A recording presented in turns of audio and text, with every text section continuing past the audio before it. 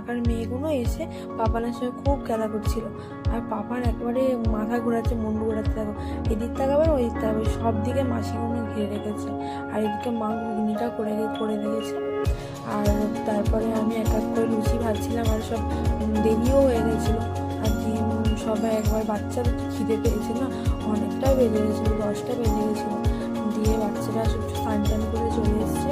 আমি আর ফটাফট লুচি করছিলাম, ওইদিকে দিদি নিয়ে যাচ্ছিলো একটা করে, দিদি আর কোয়েল দুজনে করছিল। আর ওই যে কাকার মেয়েটা দেখছে এদিকে আমি ভিডিও করছি, আর বারবার ওইখান দিয়েই ঘোরাফেরা করছে। তারপরে লুচিবেলা হয়ে গেল আমার। আর প্রচুর গরম, আর সব একেবারে খিদেও পেয়েছে বাচ্চাদের। আগে জানো তো, যখন আমরা ছোটো ছিলাম তখন আমরা 2 বোনই কুমারী হতাম, আর বাকি মানে 6-7 জন মতন পাড়া থেকে ডাকতো।